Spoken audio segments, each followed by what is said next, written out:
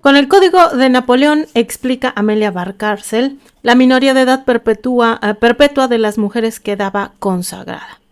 Eran consideradas hijas o madres en poder de sus padres, esposos e incluso hijos. Y eso sigue pasando en la actualidad. Nos tienen que estar paternando por siempre. No tenían derecho a administrar su propiedad, fijar o abandonar su domicilio, ejercer la patria potestad, mantener una profesión o emplearse sin permiso. Rechazar a su padre o maridos violentos. Sigue pasando. La obediencia, el respeto, la abnegación y el sacrificio quedaban fijados con sus virtudes obligatorias. El nuevo derecho penal fijó para ellas delitos específicos que, como el adulterio y el aborto, consagraban que sus cuerpos no les pertenecían hasta la fecha. Por eso estamos luchando tan cabrón con lo de el adulterio, las pensiones, etcétera, y por supuesto el aborto, que no tendría ya por qué ser tan un tema delicado, sino un tema urgente. Es un tema urgente. A todo efecto, ninguna mujer era dueña de sí misma. Todas carecían de lo que la ciudadanía aseguraba la libertad. O sea, estamos hablando del siglo XIX y todavía estamos mucho en esas mismas condiciones. Exactamente, Arqui, exactamente. Sí, a lo mejor sí, puede ser eso. Puede ser eso. Las mujeres entraron en el siglo XIX atadas de pies y manos, pero con una experiencia política propia a su espalda, que ya no permitía que las cosas volviesen a ser exactamente igual que antes, puesto que la lucha había empezado. Exactamente. Son los Illuminati. Sin capacidad de ciudadanía y fuera del sistema normal educativo, quedaron las mujeres fuera del ámbito completo de los derechos y bienes liberales. Por ello, el obtenerlos, el conseguir el voto y la entrada en las instituciones de alta educación se convirtieron en los objetivos del sufragismo. Pero ¿para qué se quieren meter en eso? Si ese sistema educativo, si esas instituciones de alta educación, como nos dice aquí la autora, era lo que justificaba o lo que su pseudo argumentaba, que las mujeres tenemos que ser tuteladas y que no tenemos razón y que no pensamos y que bla bla bla y que no somos sujetas de hacer ciencia y de razonamiento. ¿Por qué? Pues porque ahí ese es el sistema que también sirve para denostar lo mismo que el sistema dice. No sé si me explico. Muchas gracias, Arqui. El sufragismo continuará con la lucha de las mujeres del siglo XVIII. Inauguraron y que a muchas les costó incluso la vida sin llegar a disfrutar ningún derecho. Es continuo, se sembró esa semillita y ahora, bueno, es simplemente, bueno, no simple, sino complicadamente seguir el paso, seguir cosechando lo que las viejas feministas, las primeras feministas, mujeres a veces excepcionales en el sentido histórico, pues empezaron a sembrar y seguimos cosechando y seguimos sembrando, por supuesto. Vamos por el capítulo número 3. La segunda ola del sufragismo a Simone de Beauvoir. Simone de Beauvoir, quien no conozca a Simone de Beauvoir y quien ya la vayamos a empezar a conocer desde aquí, van a saber por qué es nuestra patrona. Serge, muchas gracias por el corazoncito, muchas gracias, Serge. Decidimos, en mayúsculas, decidimos, que todas las leyes que implican que la mujer ocupe en la sociedad la posición que su conciencia le dicte o que la sitúen en una posición inferior a la del hombre son contrarias al gran precepto de la naturaleza y, por lo tanto, no tienen ni fuerza ni autoridad. Entonces, estamos tratando de ahora, esto de que se llama naturaleza, ahora lo estamos diciendo como discurso biologicista, ¿sí? Naturaleza es realmente un discurso biologicista. No, es que las bichas viejas, de verdad, has de estar en tus días, ya desacreditas mucho de sus acciones sin entender lo que es menstruar, sin entender lo que es tener un hijo, sin entender lo que es incluso tener enfermedades propias del cuerpo de la hembra, ¿no? Un cuerpo de hembra que sea feminizado y o sea masculinizado. Y ahí está muy claro el discurso médico, ¿no? Cuántas enfermedades realmente no se han investigado en relación al cuerpo de la hembra, ¿no? El cuerpo femenino. Bueno, entonces vamos con la declaración de sentimientos. Seneca Falls, Nueva York, 19 y 20 de julio de 1848. Estamos todavía en la primera ola.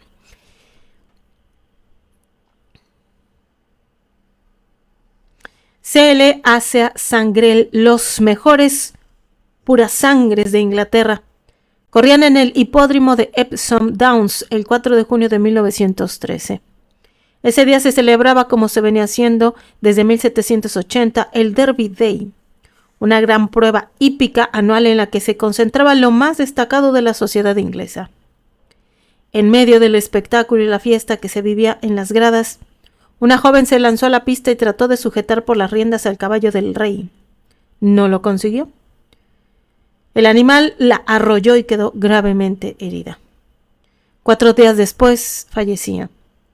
La joven era Emily Welding Davison, una combativa sufragista que se convertía en mártir al perder la vida por sus ideas, el derecho al voto de las mujeres. El funeral de Emily W. Davison constituyó un gran acto feminista en las calles de Londres.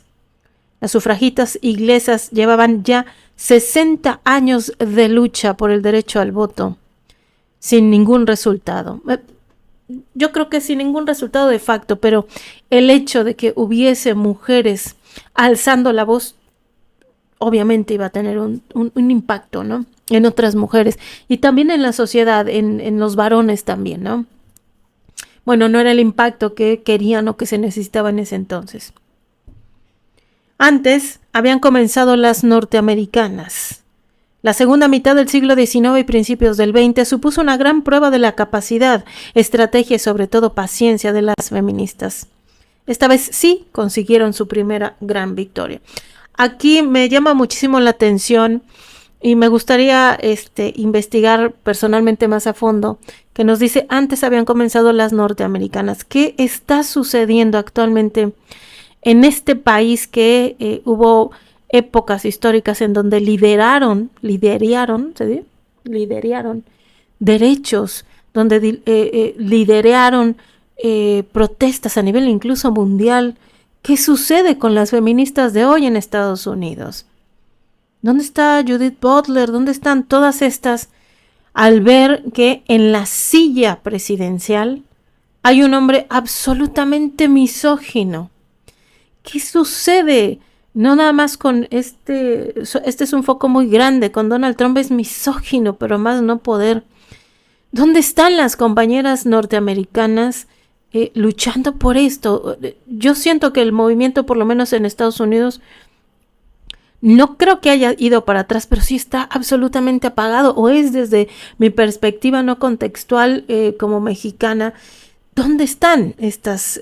Yo creo que se han metido también mucho en la cuestión del académico. Lo académico está absolutamente bien, pero como en lo académico se sabe y ellas mismas lo han escrito sin práctica, sin praxis, academia no sirve, es una letra muerta. ¿Dónde están? Yo me pregunto, desde que el tío Donald Trump subió a esa silla donde le sacaron un audio que creo que estaba diciendo que las mujeres... pues agrediendo a una chica, ¿no? Y de ahí para el Real ha hecho unas declaraciones misóginas, nefastas. ¿Dónde están las compañeras? Yo me pregunto, ¿de dónde salen las sufragistas? A las mujeres estadounidenses del siglo XIX no las sacaron de casa de sus propios problemas, sino una injusticia que se desarrollaba a su alrededor y que, por lo visto, percibían mejor que su propia realidad, la esclavitud. Las mujeres que ya habían luchado junto a los hombres por la independencia de su país, hasta entonces una colonia inglesa, se organizaron para terminar con la situación de los esclavos. Esta actividad les aportó experiencia en la lucha civil, en la oratoria, en los asuntos políticos y sociales. Muchas gracias, Edge, muchas gracias. Y, por otro lado, les sirvió de linterna para ver cómo la opresión de los esclavos era muy similar a su propia opresión. Y ahora, hablar de mujeres esclavas es otra, es interseccional, ¿no? Por eso hay diferentes circunstancias y diferentes tipos de violencias. Una cosa es ser un esclavo negro, ¿no? Que es donde pues no es que nada más sean los negros o fueron las y los esclavos, sino son como los más identificados, ¿no? Cuántas historias terribles de las consecuencias que hicieron de la esclavitud de las y los negros, ¿no? A nivel histórico, incluso actual. Esta actividad les aportó experiencia en la lucha civil, en la oratoria, en los asuntos políticos y sociales y, por otro lado, les sirvió de linterna para ver cómo la opresión también en este tipo les llegaba. O sea, al verse reflejadas en la esclavitud, ellas dicen, oye, caray, como que la estructura de la esclavitud también está recayendo en mí, también me están haciendo hacer esas prácticas. Por eso es bien importante que dialoguemos entre todas y todos. Bienvenida la diversidad de ver el mundo. Porque a ver la diversidad estás viendo tus diferencias, pero también tus similitudes. Ahora todo el mundo en redes sociales quiere ser exactamente el mismo, exactamente la misma, desde las cirugías estéticas, desde los discursos bonitos, desde todo el mundo quiere ser. No, debe de haber una diversidad. La hay. Es humano ser diverso. Las hermanas Sara y Angelina Grimke, nacidas en una familia propietaria de esclavos de Carolina del Sur, fueron de las primeras activistas en el movimiento de abolición de la esclavitud que luego aplicaron su crítica social a la condición de la mujer. Como anécdota, o quizá no por casualidad, la primera novela antiesclavista del continente americano es una obra de Harriet Beecher Stowe, escritora estadounidense que en 1851 publica por entregas la conocida La cabaña del tío Tom. ¿Cómo de esto no hacen películas, Hollywood? ¿Cómo de esto no hace, esta novela no hace películas? ¡Ay, nos remarca novelas y otra vez novelas! Y eso es como creo que salió recientemente una Cumbres Borrascosas y otra vez Frankenstein y otra vez, habiendo tanta literatura, pero pues obviamente, como no es popular, como no toca mucha fibra, y en Estados Unidos la cuestión de la esclavitud es una herida, ¿no? Es una herida muy fuerte. Yo creo que hablar desde Harriet Beecher, de su novela La cabaña del tío Tom, pues ha de tener muchos detractores hasta la actualidad, y eso que escribió en 1851. Paralelamente, Estados Unidos estaba inmerso en este proceso. El movimiento de reforma moral, la reforma protestante iniciada por Lutero en la Europa del siglo XVI frente a la Iglesia Católica. Defendía la libertad de cada creyente para interpretar personalmente las Sagradas Escrituras y afirmaba que lo importante era la conciencia de cada individuo. La reforma aprendió la distinta manera por centroeuropea y tuvo especial importancia en Inglaterra bajo el nombre de puritanismo. Y esto pues llega a Estados Unidos. Su fuerza ya a mediados del siglo XVII dio lugar a algunas sectas que, como los cuáqueros, desafiaron a la iglesia oficial.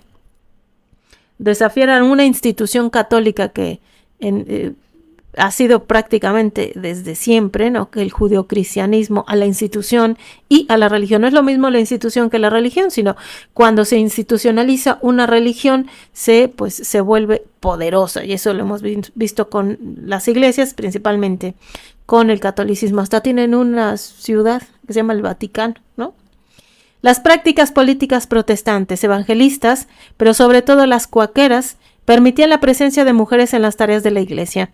Las mujeres podían intervenir públicamente en la oración y hablaban ante toda la congregación. Sí, lo que hizo Martín Lutero cuando liberó, entre comillas, ¿no? a su contexto, a su tiempo, a su entender, que las monjas también pues podían leer la Biblia, obviamente con sus ciertas restricciones, ¿verdad? Que podían hablar, obviamente con sus ciertas restricciones, pero fue pues un buen paso en este sentido. Y esto pues llegó a Estados Unidos. La nueva iglesia llegó al nuevo continente. Los cuáqueros, por ejemplo, fundaron su propia colonia en Pensilvania en 1682. Y como al contrario que el catolicismo, defendía la interpretación individual de los textos sagrados. Favorecían que las mujeres aprendieran a leer y escribir.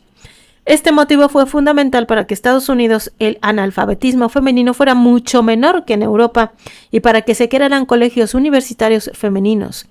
Con la educación se desarrolla una clase media de mujeres educadas que fueron el núcleo y dieron cuerpo al feminismo norteamericano del siglo XIX. Por eso los movimientos sociales, incluyendo por supuesto el feminista, no puede estar desligado del todo, no es blanco y negro de otras instituciones, de lo económico, de lo político, de lo social, por supuesto de lo religioso, no todo es blanco y negro. Gracias a que, pues sí se les permitió con una cierta liberación de que pueden leer y escribir y hacer uso de un espacio semipúblico como es el púlpito o el altar en las iglesias, pues empezó una era en donde no eran tan analfabetas. Y me sigo yo preguntando, hoy actualmente, ¿qué carajos le pasa a Estados Unidos teniendo en cuenta este hecho histórico de cómo se formó Estados Unidos, con los cuáqueros que empieza a florecer pues la educación, entre comillas, formal de las mujeres? Y hoy en día Estados Unidos es uno de los países más ignorantes. ¿Qué sucede? El capitalismo les aplastó tanto que todo se vende, incluso los derechos, incluso la educación. Les aplastó absolutamente todo ahorita, ¿no? Desafortunadamente. Gracias, Ser, muchas gracias por las alitas. Con todas estas condiciones, explica María Salas, ya existían las bases para un movimiento de mujeres real. Lo que hacía falta era un impulso que le diese vida, una cabeza y un programa. Quizá también necesitasen una última injusticia. Gracias, Serge, muchas gracias. Todas esas circunstancias se dieron en el Congreso Antiesclavista Mundial, celebrado en Londres en 1840. De la delegación norteamericana formaban parte 4 mujeres que, sin embargo, no fueron bien recibidas en Inglaterra. Todo lo contrario. El Congreso, escandalizado por su presencia, no las reconoció como delegadas e impidió que participaran. ¿Nos sorprende? No. Las 4 mujeres tuvieron que seguir las sesiones tras unas cortinas.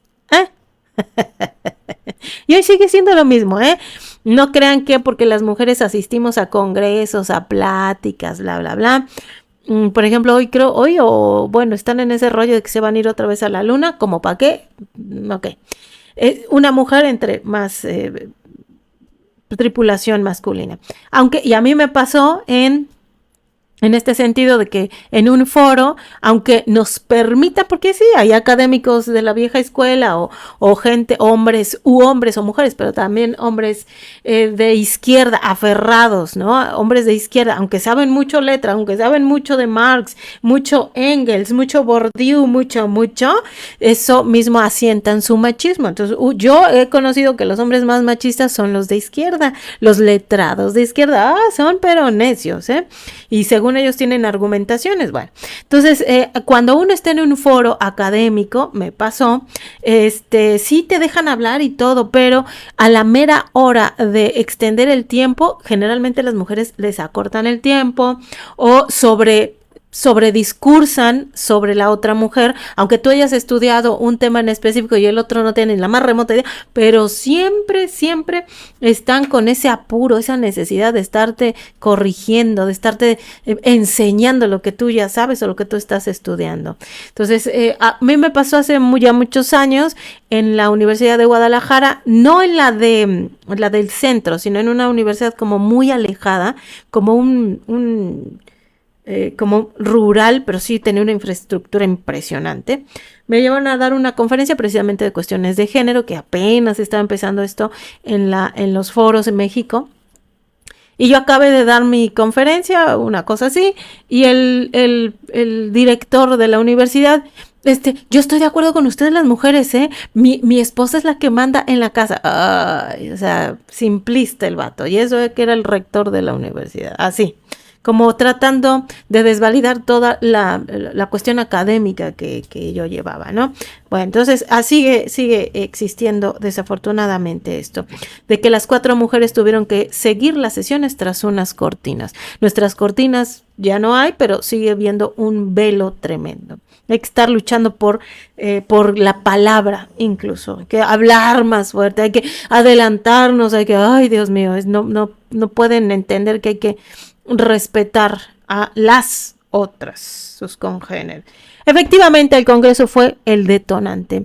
Las delegadas regresaron de Londres a Estados Unidos humilladas, indignadas y decididas a centrar su actividad en el reconocimiento de sus propios derechos, los derechos de las mujeres. Especial empeño pusieron en ello Lucretia Mott y Elizabeth Cady Stanton. Lucretia Mott era una cuáquera que fundó la primera sociedad femenina contra la esclavitud y cuya casa se utilizaba como refugio en el camino de la huida de los esclavos. Tenía unos 20 años más que Elizabeth Cady Stanton, quien fue en cierto modo su discípula, convirtiéndose con el tiempo en la intelectual más destacada del movimiento americano. Disney, en vez de estar reciclando los mismos chingados cuentos estereotipados que aparte se robaron de culturas europeas y historia latinoamericana, que luego el chingado Disney agarra y los endulza y bueno, los tergiversa, que el mago de, bueno, no el mago de Dios, no, la Bella Durmiente, Blancanieves, Pocahontas, todo eso tergiversa para traer más economía. Ahora lo del Día de Muertos, que todo el mundo en México anda bien encantado con lo de la peliculilla esa, que es tergiversación y es apropiación cultural, pero bueno, nos encanta que los gringos nos volteen a ver, no nos sentimos validados, sino nos voltean a ver los extranjeros o los gringos como mexicanos, porque carajos Disney no hace películas de esto, de sus heroínas. Lucretia Mott era una cuáquera que fundó la primera sociedad femenina contra la esclavitud y cuya casa se utilizaba como refugio en el camino de los esclavos. Tenía unos 20 años más que Elizabeth Cady Stanton. Ahí tienen una gran heroína. Ahí no tienen que estar haciendo lo del woke, que hacen, forzan la cuestión de inclusión de género y al forzarla, lo que hacen es que tergiversan toda esta cuestión realmente de hacer una inclusión. Lucretia Mott fue inclusiva. Ella utilizó su casa como refugio para los esclavos. ¿Qué más inclusiva que eso? Disney, Lucretia Mott. Si tienen personajes en la historia gringa, pero no los utilizan. Hola, ¿cómo estás, Ana Rica? ¿Cómo estás? Muchas gracias, querida Anita. Gracias por estar acá. Gracias, Serge. Muchas gracias. La declaración de sentimientos. Ian, muchas gracias, Ian. Yakumek, muchas gracias. Gracias por tu regalito. Si los años pueden tener apellidos, 1848 ha pasado a la historia como un año revolucionario. 1848. Seguimos en la primera ola.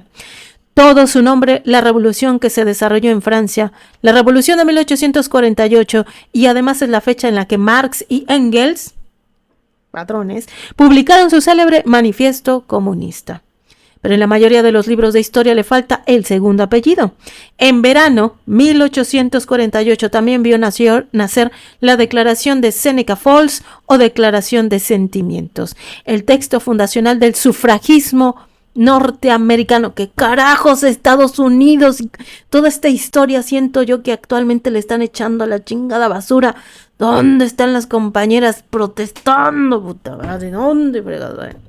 Entonces, es cierto que en 1848 fue revolucionario. Carlos Marx, el tío Engels sacó el manifiesto comunista, muy importante. Si pueden y quieren echarse por ahí, el manifiesto es bien importante, pero también está la declaración de sentimientos. ¿Y eso quién chingados lo habla? Ocurrió en un pueblecito al oeste del estado de Nueva York. En una capilla metodista, Elizabeth Cady Stanton convocó a 100 personas, más del doble de mujeres que de hombres, de distintas asociaciones y organizaciones políticas del ámbito liberal, fundamentalmente comprometidas todas con la lucha abolicionista, a una reunión. ¡Ay, me emociona! ¡Me emociona! Elizabeth Cady Stanton era hija de un juez y estaba casada con un abogado. ¿Ven cómo directa o indirectamente también los hombres pueden, e incluso yo creo deben ayudar con los conocimientos que tienen? Muchas de las grandes pensadoras, también sus padres, no les limitaron, al contrario, les daban libros, ahora sí, lo que decimos ahora, las empoderaban en su tiempo y en su contexto. A lo mejor no lo que nos hubiera gustado que las empoderaran o apoyaran, o no las, pero en su tiempo y con su contexto, cuánto hombre valioso atrás de esas grandes mujeres. Siempre escuchamos esa frase de un hombre, una mujer atrás de un gran hombre, ¿no? No, también hubo grandes hombres atrás de estas mujeres. Eso no tenemos que hacer ese borrado. Gracias, M, muchas gracias por la rosita. Entonces, Elizabeth Cady Stanton era hija de un juez y estaba casada con un abogado. De ahí se aprende, de ahí se va entendiendo, ¿sí? De ahí se va cuestionando. Quien tiene al alcance ciertos contextos, ciertos conocimientos, pues empieza a cuestionar, de guste o no. Tenía ya experiencia en hablar en público por sus actividades en contra de la esclavitud y además habían pasado ya 8 años tras el vergonzoso episodio del Congreso Antiesclavista Mundial de Londres. Tiempo suficiente para haber madurado la rabia y la humillación y para haber tomado decisiones. La reunión se anunció públicamente en el periódico local, que decía así, 2 puntos. Saboreen esto que les voy a decir, se los hablo como etnohistoriadora, leer las palabras exactas es una chulada. Convención sobre los derechos de la mujer. El miércoles y jueves 19 y 20 de julio a las 10 horas de la mañana se celebrará en la Capilla Metodista Seneca Falls, Estado de Nueva York, una convención para discutir los derechos y la condición social, civil y religiosa de la mujer. El primer día se celebrará una sesión exclusivamente para mujeres, a las que se invita cordialmente. El público en general está invitado a la sesión del segundo día, cuando Lucretia Mott de Filadelfia y otras damas y caballeros se dirigirán a los presentes. Quiero hacer énfasis en esto, para quienes digan, es que las feministas odian a los hombres. Estamos hablando de momentos nodales históricos para el discurso y el movimiento feminista. En que dice cómo, por eso es bien importante leer exactamente a veces las palabras, los hechos a través de las palabras. Por eso muchos historiadores e etnohistoriadores tenemos que ir a los archivos a ver de primera mano cómo se construye el discurso, a través de cómo se construye. Se dice el discurso es a través también de cómo se va construyendo los hechos. Hola, número 2, ¿cómo estás? Buenas noches, gracias por el ramito. Dice aquí, el primer día se celebrará una sesión exclusiva para mujeres, a las que se invita cordialmente. No está diciendo mujeres gorditas, mujeres pobres, mujeres ricas, no, mujeres en general, a la que se invita cordialmente. El público en general está invitado, público en general. No está diciendo como odiamos a los hombres, entonces no venga ningún hombre. No, público en general está invitado a la sesión cuando Lucretia Mott de Filadelfia y otras damas y caballeros, lo que no hicieron en el Congreso antiesclavista, ellas lo están haciendo. Están invitando incluso a los hombres. Se dirigirán a los presentes. ¿Sí ven la gran diferencia? Entonces, no vengan a decir o quien les va a decir, es que ustedes odian a los hombres. Dame papelito del movimiento feminista, no de la misandría. Misandría es aquellas mujeres que sobreentienden que entonces las mujeres somos más que los hombres, ¿no? Es tergiversar exactamente lo mismo, nada más que del otro lado de la moneda. ¿Qué chingado chiste tiene eso? ¿No? Lo que nosotros tratamos de hacer, lo que nosotras tratamos de hacer es chingados vivir en paz, cabrón, es vivir en paz. Gracias, Inyakume, muchas gracias. Y para vivir en paz se necesita de las dos mitades, ¿no? Parece que en total, entre los invitados del público que acudió tras leer el periódico, se consagraron alrededor de 300 personas. Digo, hacer eso. ¿Dónde fue? Fue en Londres. Fue el Congreso Antiesclavista Mundial de Londres, Catman. Parece que en total los invitados fueron alrededor de 300, o sea, un número considerable. No, gracias, gracias, Ketsa, muchas gracias.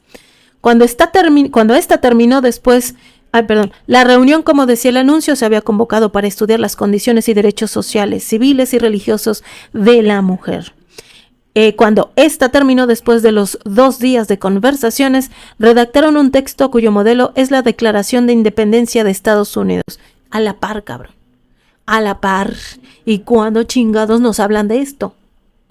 Era la declaración de Seneca Falls, en que se llamaron Declaración de Sentimientos. Este acontecimiento marcó un hito en el feminismo internacional al quedar consensuado uno de los primeros programas políticos feministas. ¿Por qué se le dice sentimientos y a la vez es político? Porque los seres humanos per se somos políticos, no podemos no ser políticos porque estamos formados de instituciones sociales, política, religión, economía, etcétera. Y que no solamente como somos seres humanos, lo vemos, lo sentimos, lo procesamos a través nada más y nada menos que de sentimientos. Nadie es un bendito robot. Somos seres humanos y los seres humanos, decía Freud, somos pulsaciones y las pulsaciones son sentimientos. Por eso la declaración de sentimientos es absolutamente política. Que ahora a través de tergiversar esto de los sentimientos, lo veamos un poco ridículo, un poco novelesco, ¿no? Es distinto, pero sí es político, ¿eh? El texto fue aprobado por unanimidad y firmado por los 68 mujeres y los 32 hombres convocados, salvo una cláusula, la que reclamaba el derecho al voto. Gracias, Quetzal, muchas gracias. En ese momento aún no era una reivindicación clara para todas. Como hijas de la libertad, las mujeres de Seneca Falls se apropiaron de los discursos políticos del momento en la cultura norteamericana para legitimar su filosofía feminista.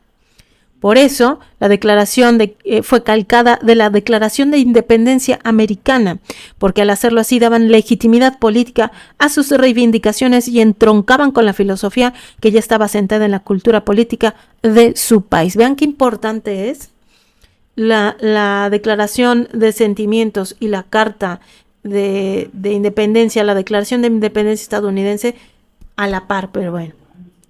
Eso casi no se oye. Explica Alicia Millares, en la declaración de Seneca Falls se enfrentaba a las restricciones políticas, no poder votar, ni presentarse a elecciones, ni ocupar cargos públicos, ni afiliarse a organizaciones políticas o asistir a reuniones políticas. O sea, nada. Iba también contra las restricciones económicas. La prohibición de tener propiedades, puesto que los bienes eran transferidos al marido, la prohibición de dedicarse al comercio, tener negocios propios o abrir cuentas corrientes. En definitiva, la declaración se expresaba y de forma muy rotunda en contra de la negación de derechos civiles y jurídicos para las mujeres. O sea, si no podíamos salir a votar, ¿no?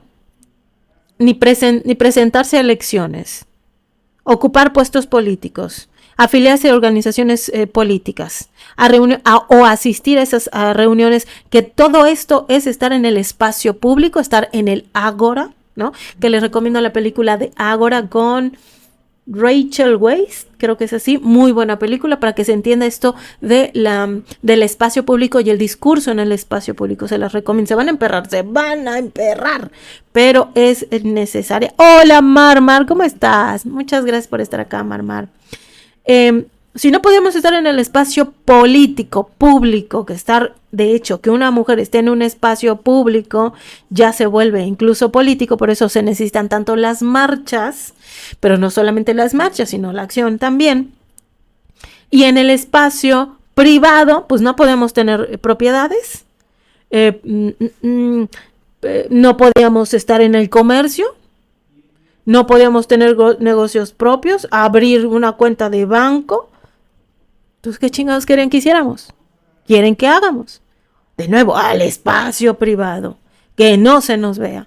Que no se vea cómo se explota. Que no se vea la violencia. No nos importa. Ellas son del espacio. Por ejemplo, mi señor padre, siempre en este sentido me ha rondado una frase en mi cabeza que me dice que cuando escogió a mi madre era porque era una mujer de su casa, ¿no? Que no andaba faldeando por ahí como las demás. Ella era una mujer de su casa.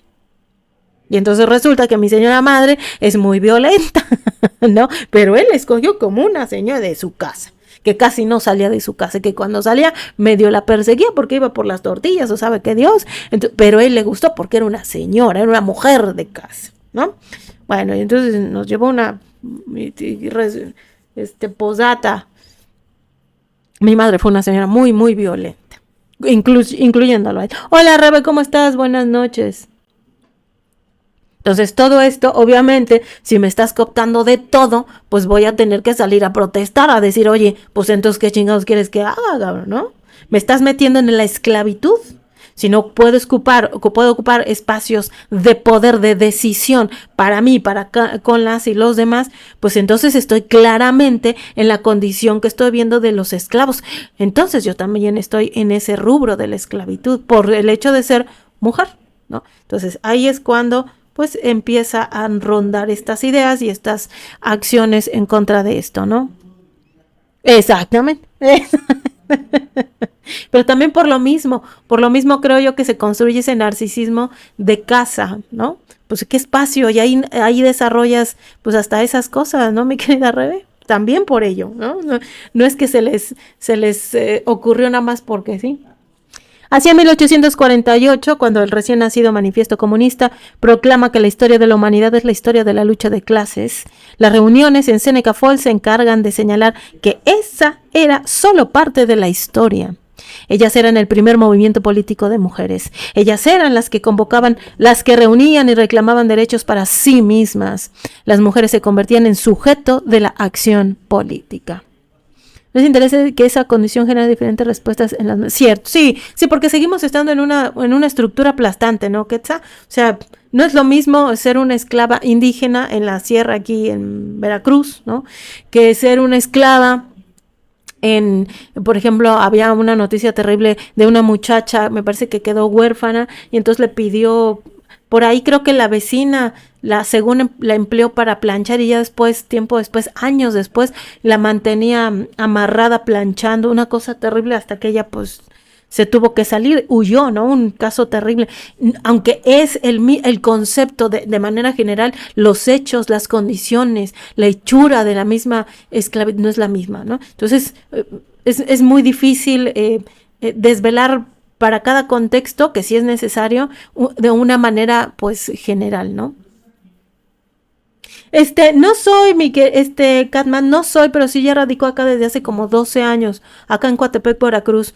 Por cierto, aprovecho, si les gusta mi contenido y toda la legata que ando dando por acá, si gustan apoyarme, porque pues también la cuestión de la economía está ruda y tupida, vendo cafecito veracruzano directamente de las y los caficultores acá de los campesinos de Veracruz, cafecito veracruzano, si quieren, ahí mándenme mensajito en privado, con gusto. Muchas gracias, Catman, muchas gracias. Gracias, Lau, ya era tarde. ¿Dónde andabas? Aquí yo te estaba esperando a las 9. Son las 10:30, o el Tito. Bueno, como les había ocurrido a las francesas durante la Revolución de 1789, las sufragistas también fueron traicionadas. Después de todo su trabajo en contra de la esclavitud, la recompensa fue que en 1866 el Partido Republicano, al presentar la 14ª enmienda de la Constitución que por fin concedía el voto a los esclavos, adivinen qué, sorpresa, sorpresa, negaba explícitamente el voto a las mujeres. Nos sorprende, ¿no? Nos enrabia, sí, ¿cómo no? ¿No ha escuchado el proyecto Migala? No sé, no, Catman, ¿de qué trata? ¿De qué trata? Bueno, ay, gracias, Lau, gracias. PC, muchas gracias por el corazoncito. Entonces, nos negaron otra vez el voto. Ahí está, otra vez regresé. Ya lo iba a reiniciar, perdón. No sé si alguien por ahí me está denunciando. No sé. No, es mi internet. No sé. Vamos a seguir. Están tratando de unir colectivos y asociaciones civiles. Apenas hubo un proyecto en pro del movimiento feminista en el puerto. ¿En dónde tú? Aquí en la Veracruz. Aquí en la Veracruz. Vientos. Regresamos. ¿Sí estoy otra vez de regreso? Es que no sé.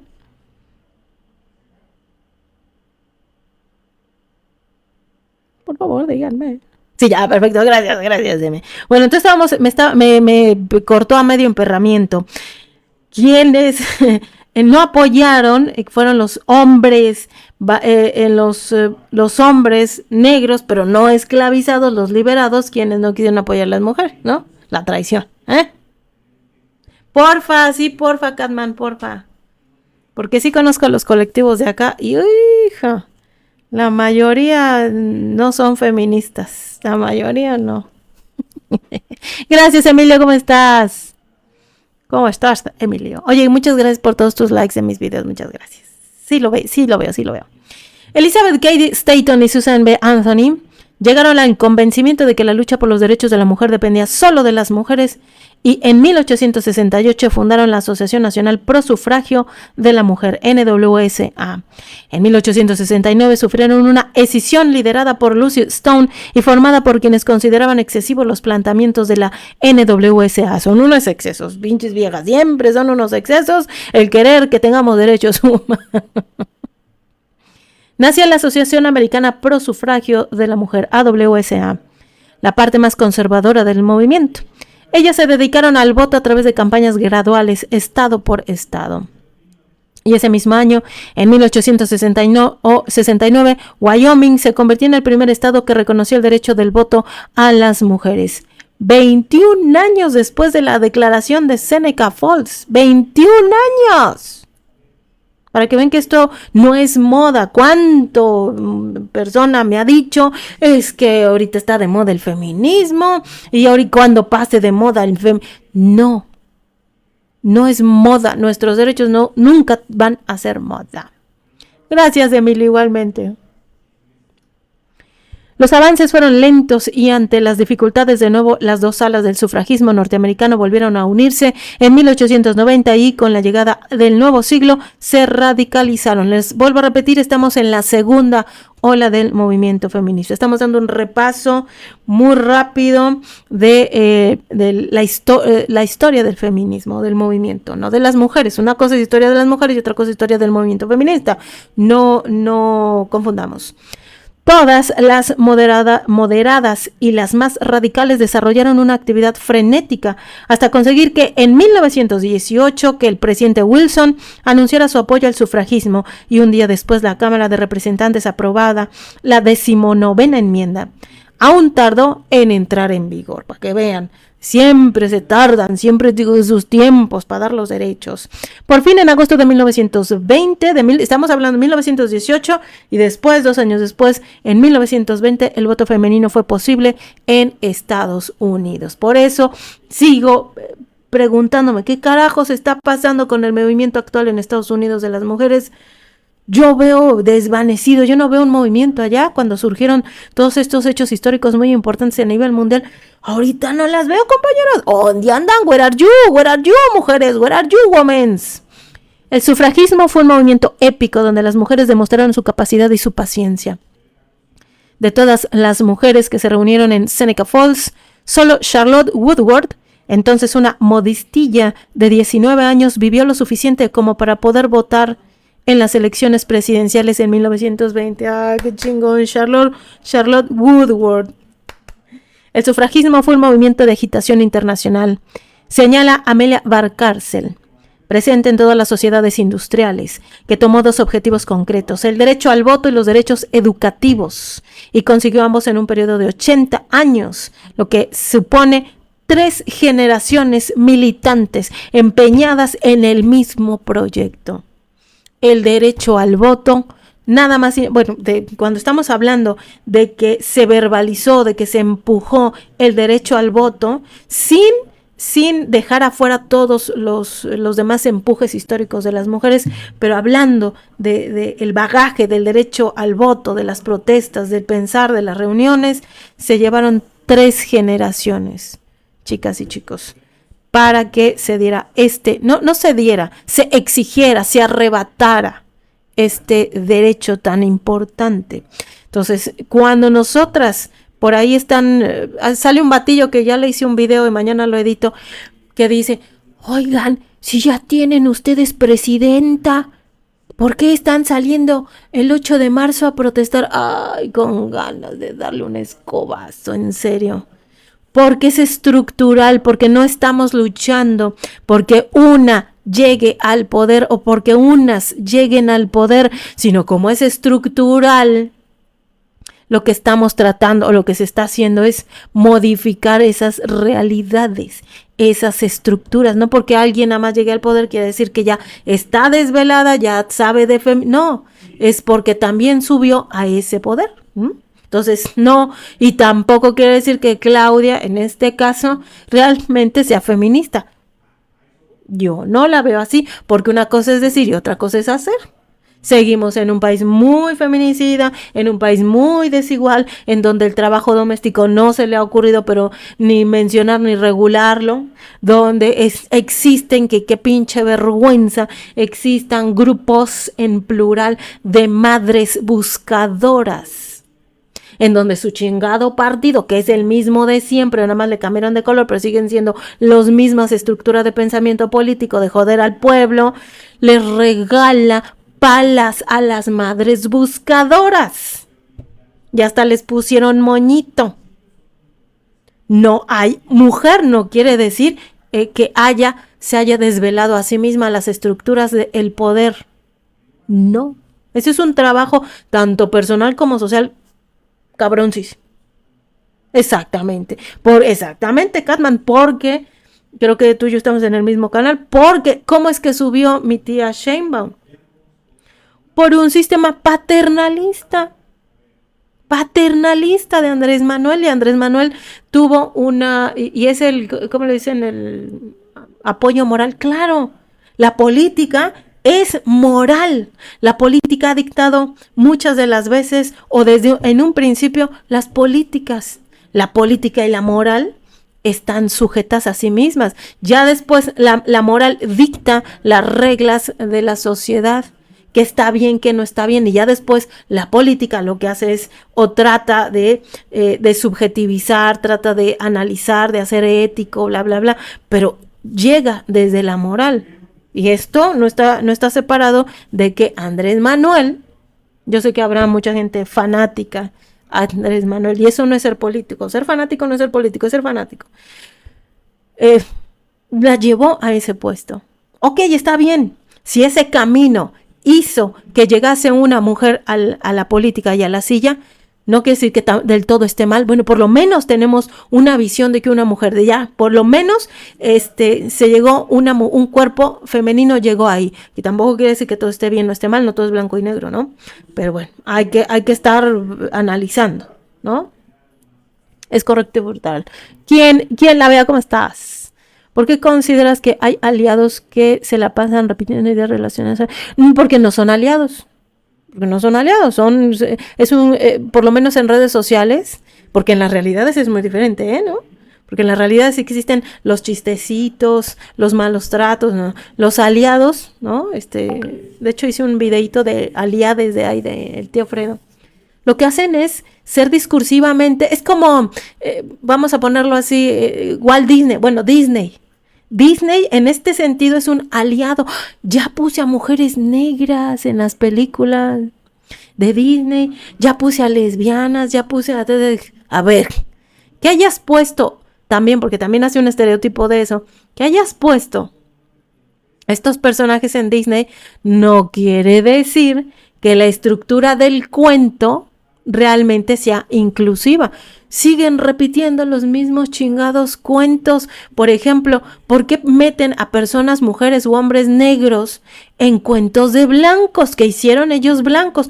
¿Que a poco los negros, los indígenas, los discapacitados, todos estos que según los incluyen, no tienen sus propias historias que contarnos? No tienen que decirnos, nos tienen que decir muchísimo de sus hechos, de sus seres.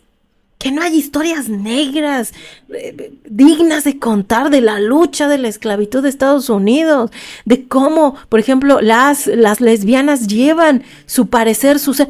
No, quieren meterlo para seguirnos vendiendo los mismos cuentos tergiversados, ¿no? Por ejemplo, La Bella Durmiente, Hansel y Gretel, todos esos no son cuentos, son mitologías de culturas europeas y culturas latinoamericanas que las tergiversaron para sacar dinero. Pues a mí me choca que la gente, y lo digo como antropóloga, que la gente, esta película de los Días de Muertos, la traen en enjuague, güey, eso es tergiversación de tu cultura. Lo que hicieron es extraer tu cultura para vendértela. Te la vendieron, cabrón.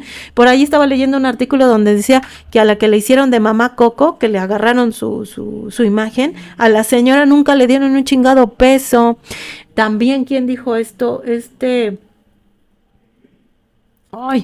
una activista muy importante de Estados Unidos que no sé, ahora creo, supongo yo que por la edad ya no es muy activa, Patch Adams, que era un médico, que le hicieron una película en Estados Unidos, Robbie Williams, que le hicieron una película. Patch Adams era un médico que pues empezó a curar a través del bien cuidar de los sentimientos, de hacer chistes, ¿no? O sea, cuidar la parte psicológica y del alma, y que eso traía un beneficio corpóreo. Hollywood hizo su película y se hizo muy famoso. La película, muchos millones, saben que Hollywood no maneja 3 pesos, maneja millones y millones, la chingada. Y Patch Adams en una entrevista dijo, ni Hollywood ni Robbie Williams me dieron un peso para apoyar mis instituciones de los enfermos. Nos venden nuestros mismos discursos, nada más que los medio pintan y ya nos la creemos, ¿no? Por eso a mucha gente le ha fastidiado lo del woke, y con toda razón. Porque realmente no argumentan, justifican y meten, pero realmente no estructuran las nuevas historias. ¿Cuántas historias de niños y de niñas son dignas de contar? Pero como son menores y como vivimos en un mundo adultocentrista, los niños a veces los dejamos relegados como si su propia vida, su propia experiencia no fuera digna de contar una buena historia, cabrón. Una historia muy bien contada que nos enseña a nosotros de adultos a aprender de los niños. Pero bueno, ya saben, discursos. Son güeyes que se instrumentan. Exactamente. Odio Disney, yo se compro Nat Geo. Sí, Nat Geo también. Un buen día se volvió muy, muy basura. A mí no me gusta ya Nat Geo, ¿no? Siempre ha sido así. Ya ves, el niño de Movimiento Naranja. Es un ejemplo brutal. También dijo que no le había... Claro, pero bien que instrumentalizaron la cuestión de las culturas originarias, ¿no? Es como el tal Fredo, ahorita que traemos todos en enjuague al tal Fredo, que se fue a cazar en el desierto. El vato, me salió un video que ya también le hice un video, mañana lo edito y lo subo, que dice, si tú no sabes inglés, no tienes por qué estar aquí en TikTok. Ah, chinga, otra vez. El clasismo por medio de la visión de lo gringo. O sea, si no sabes inglés, entonces estás atrasado. ¿Cuándo chingados volteas a ver tú tus propios idiomas? México es uno de los que tiene más idiomas de culturas originarias. Ah, pero ese es el pinche vato, como me cayó gordo.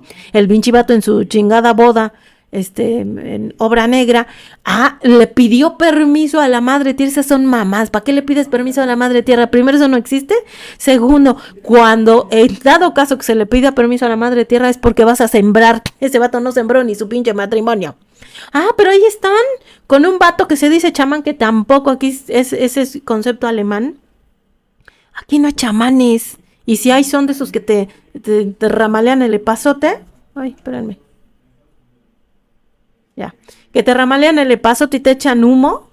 Y hacen este neochamanismo que es extracción cultural. Que sintetizan todo un rituales de paso. Que nada que ver con realmente las culturas originarias de México.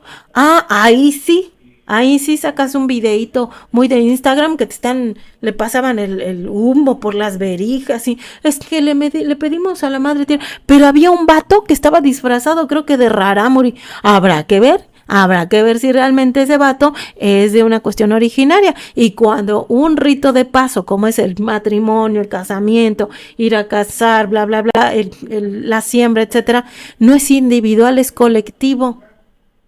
Un casamiento es colectivo. Es como si yo les digo, ¿saben qué? Ahorita, no tengo nada que hacer. Voy a ir a la iglesia, voy a ir a la Basílica de Guadalupe, y le voy a pedir permiso a la Virgen, y la voy a bajar del cuadro y me la voy a ramalear. Y después la voy a subir. Van a decir, a ver, momento, primero, ¿le pediste permiso al sacerdote? Segundo, ¿cómo es que llegaste así, nada más porque sí, al recinto sagrado? Hay protocolos, hay estructuras, hay hechos, hay una jerarquización de los protocolos de las ceremonias, de los ritos de paso. No nada más que un vato que se disfrace o que cobre, que no quiere decir que los originarios no sean también mañosos por cuestiones económicas, que sea, pues yo me disfrazo y les paso la ramaleada y con eso, que sacan un beneficio económico. sin realmente ser lo que dicen ser, ¿eh? Te escupen alcohol y te cobran que sí. Y güey, te ponen a sudar, güey, como pa' qué.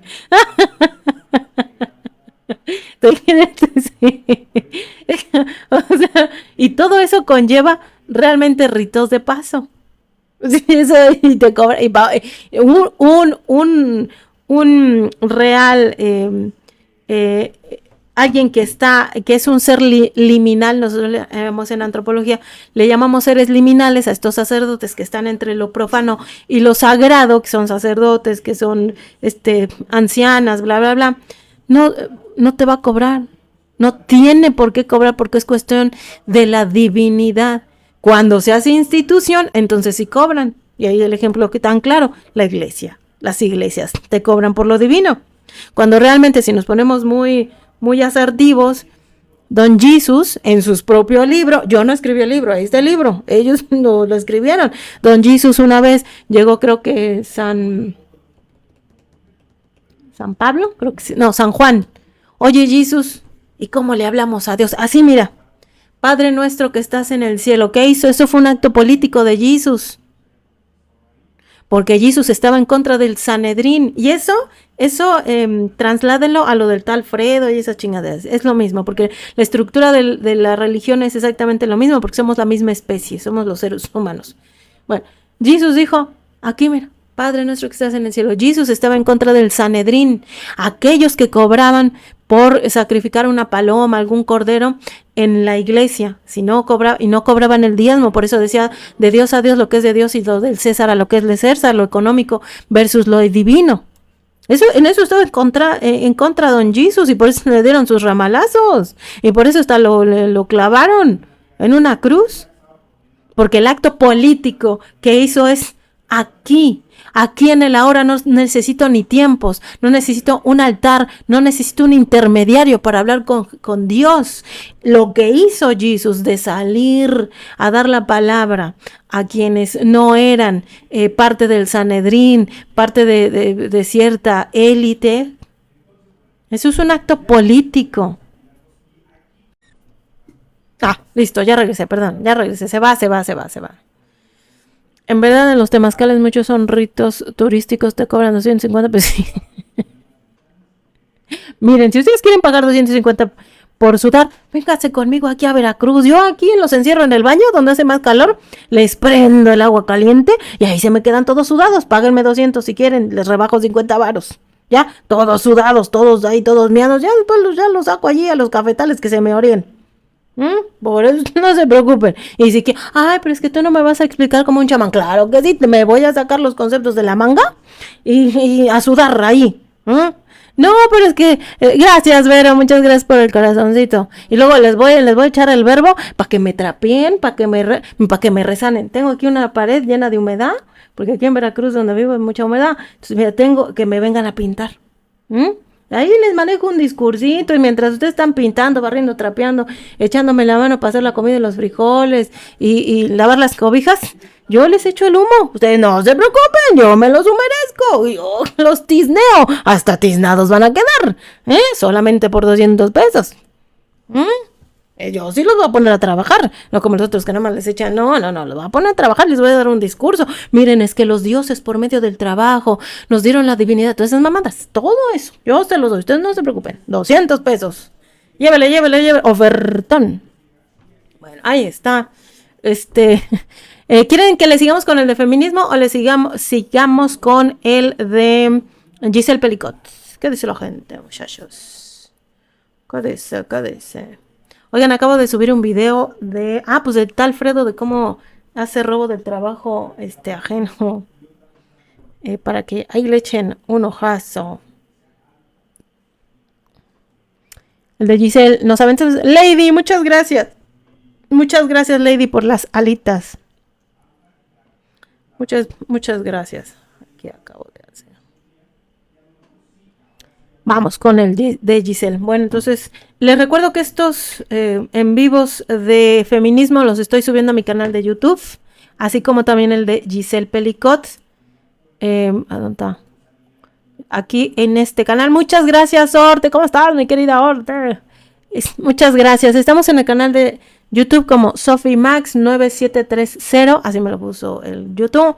Estoy subiendo tanto los de Giselle Pelicot como estos de feminismo. Los dos están separados, ¿eh? Para quien quiere echarles una revisada por el allá, por el allá.